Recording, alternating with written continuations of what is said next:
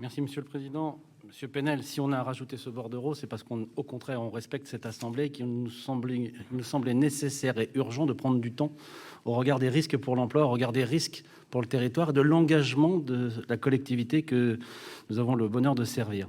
Et moi, je regrette, je voudrais prendre plus de temps que ce que nous avons pu prendre au sein de la majorité dans le débat précédent sur ce bordereau, parce que la présentation qu'a fait le président Chénez-Girard a été trop rapide et trop succincte, parce qu'il a voulu compresser le temps. Or, son intervention méritait d'être beaucoup plus longue et beaucoup plus précise, parce qu'elle présentait le travail acharné que l'ont mené les équipes de la région, les équipes de la SABEMEN, qui est la SEM, qui porte les navires, les équipes de Brittany Ferries sous la houlette de l'OIG. C'est un travail qu'on a commencé dès les premiers jours du confinement, qui s'est fait dans des conditions rocambolesques, que vous avez tous connues, mais qui était d'une urgence absolue, puisque nous manions derrière 2500 vies de famille, des millions d'euros, des investissements colossaux qui sont évidemment propriété publique, puisque les bateaux appartiennent et au département et aux régions bretonnes, à la région Bretagne, et que nous ne pouvions pas faire comme s'il n'y avait pas un risque majeur pour notre économie. Ce travail, il a été colossal, et ayez conscience, on a discuté de l'ADM tout à l'heure sur des enveloppes qui étaient très importantes, de hauteur de 200 000, 300 000, 400 000 euros. Mais cette DM, elle valide quand même l'engagement immédiat de 15 millions d'euros qui vont être distribués à la Brittany Ferries pour lui permettre de passer la fin d'hiver. C'est déterminant. Et comme Loïc Chénez-Girard vous l'a dit, et c'est écrit dans le bordereau, cet argent, il n'est pas sans condition. Et ça a nécessité beaucoup de travail, beaucoup de discussions, beaucoup de négociations avec la compagnie pour arriver à ces conditions qui font qu'il y a un accord, un gentleman agreement entre nous tous. Je ne vous les lis pas, mais ces conditions, elles sont le fruit viscéral de nos convictions, mais aussi les convictions de la compagnie. Et ça, ce ne sont pas faits par fétichisme ou par une amitié coupable avec tel ou tel, mais bien par une lecture de ce que ça doit être la Bretagne demain.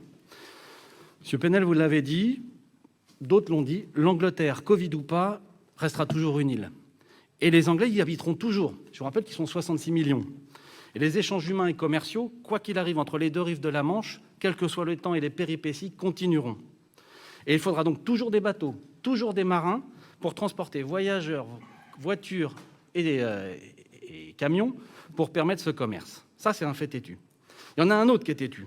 C'est si la Brittany Ferries disparaît, à coup sûr, il y aura une autre compagnie qui viendra remplacer ce vide. À coup sûr.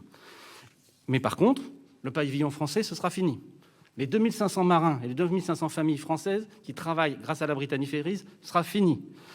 La desserte des ports de Roscoff et de Saint-Malo suivront, parce que la ligne courte, la ligne la plus rentable, elle ne passe pas par chez nous. Elle passe par la Normandie. Là aussi, ce sera fini. Ce qui fait que derrière, en cascade, ce seront les commerçants et de Roscoff et de Saint-Malo qui en paieront les pocations immédiatement. Bref, pour nous, c'est une perte sèche.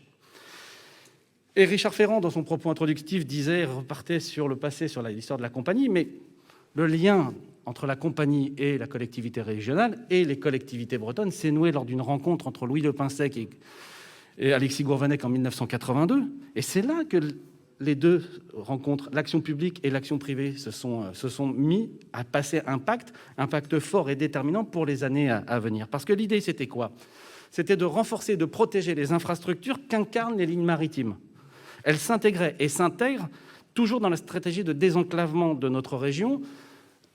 Notre ami nouveau sénateur Gérard Lahellec l'a souvent dit, mais le désenclavement, ce n'est pas simplement le train, c'est aussi la capacité à projeter les hommes et les marchandises vers d'autres secteurs, et les lignes maritimes en sont un fait déterminant.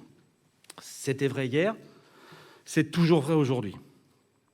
Alors, évidemment, personne, ici ou ailleurs, n'est responsable du Covid, enfin, sauf peut-être les Chinois, mais ça, on le dira plus tard.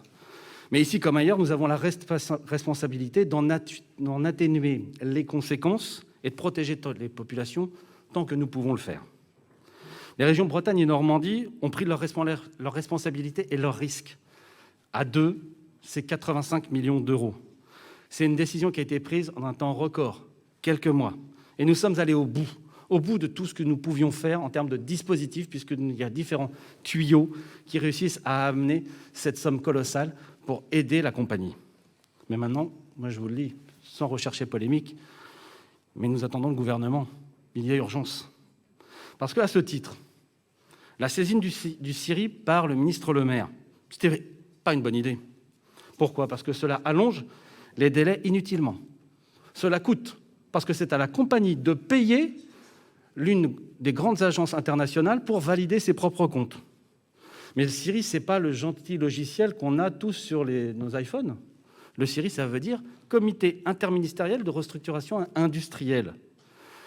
Pour la BAI, ça veut dire quoi maintenant ? Ça veut dire qu'il faut payer au cul du camion les pleins de fioul des navires, parce qu'il n'y a plus de confiance des affréteurs.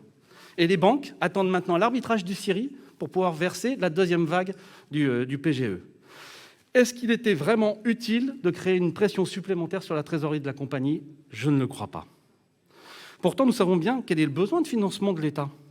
Nul besoin d'être inspecteur des finances pour comprendre qu'il faut gager le plan de relance sur une recette pluriannuelle. Quand on en a pour 117 millions d'euros de remboursement, il faut qu'on puisse étaler ça sur le temps.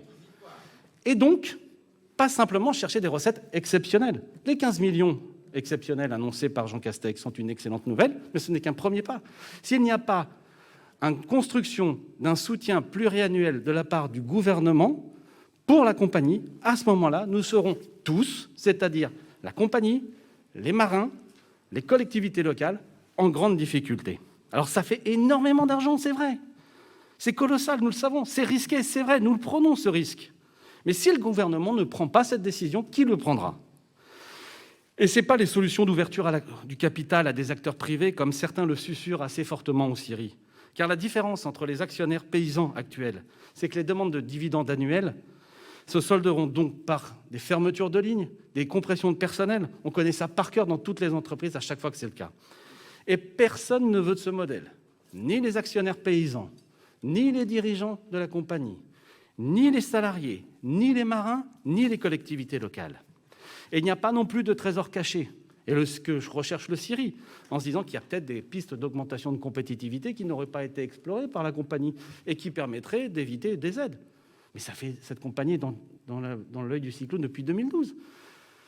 Et donc depuis 2012, tous les trésors d'inventivité, de recherche de traces de compétitivité ont été mis en place par les équipes dirigeantes avec les marins, puisqu'il y a eu des accords et des conflits sociaux durs dans la compagnie pour permettre à la compagnie d'évoluer dans un contexte de plus en plus chahuté. Alors le temps n'est pas à chercher des excuses, le temps maintenant est de s'engager, et de s'engager de façon pluriannuelle pour donner de la visibilité, de la cohérence et de la force à ce plan pour donner une nouvelle étape et une nouvelle force à la compagnie. Merci. Je parlerai... J'ai pas fini encore. Juste. Je reparlerai ici enfin au nom des élus du Nord Finistère et de leurs sentiments vis-à-vis de la période actuelle. On les trouve souvent trop durs, grognons, pas diplomates, sanguins. J'ai même encore en mémoire une discussion avec un membre du corps préfectoral il y a peu, se plaignant de cette attitude. Mais c'est un territoire où Siri ferme avec fermeture de sites. Manufacture des tabacs, Bastille, Tuk-Tuk, Gad, Tilly, et maintenant, hop, Brittany Ferries. Ce n'est pas avec plaisir que l'on doit mordre pour défendre nos territoires. Ce n'est pas par plaisir qu'on se bat et qu'on fait monter la tension parce qu'on ne veut pas laisser partir à volo un territoire. Nous nous battons avec virulence parce que nous refusons cette fatalité. Et nous n'avons que trop connu. Et ce ne sont pas les propos lénifiants d'Elisabeth Borne, ministre, qui a qu'un père cet été sur l'avenir des salariés d'OP, qui peuvent encore nous rassurer à ce jour. Quand elle dit « Je pense que les salariés ont des compétences remarquables », c'est vrai.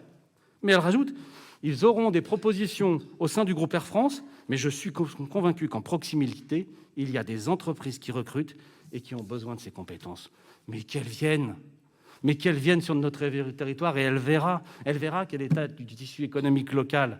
C'est quand même fou qu'un ministre de la République puisse dire cela sans se renseigner. Quand on reçoit 7 milliards d'euros d'argent public, et Loïc Chénel-Girard l'a dit dans son propos introductif, on ne fait pas comme s'il ne devait y avoir aucune contrepartie. Morlaix, ce n'est pas un trou.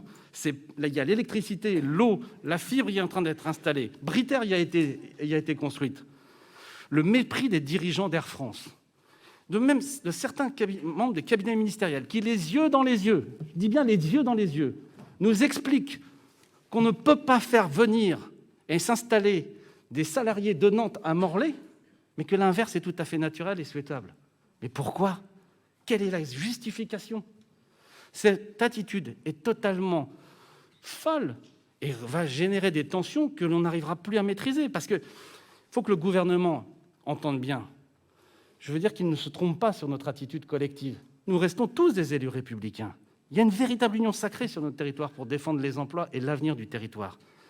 Nous savons tous faire bloc quand il le faut, mais nous sentons aussi la pression qui est en train de monter. Et donc maintenant, il faut que cessent les faux semblants et qu'on travaille de concert. Sinon, ça ira mal. Alors c'est vrai que la démocratie est imparfaite. Le jeu électoral parfois peu reluisant. Mais sur le dossier de la Brittany-Ferries, ce qui se joue, ce n'est pas une compétition entre nous ou entre un échelon institutionnel. Ce qui se joue ici, c'est la mission première que nous avons tous reçue du suffrage universel. Recevoir pendant 5 ans le destin de notre région et de ses habitants, la guider dans les tempêtes, façonner son avenir et préparer les infrastructures qui seront utilisées par nos enfants. C'est la noblesse de l'engagement, même s'il est de plus en plus incompris. C'est de cela dont il s'agit au fond. Après nous, il y aura encore des bateaux, toujours des Anglais, encore des échanges. Mais sans compagnie française et bretonne, nous aurons alors tous failli. Et ceux qui nous auront succédé seront légitimes à nous le reprocher. Les régions Bretagne et Normandie ont rempli leur part du contrat, et plus encore. Nous n'aurons pas de rouge à notre front. Maintenant au gouvernement de faire vite. Et vite, car la honte ne se partage pas. Merci beaucoup.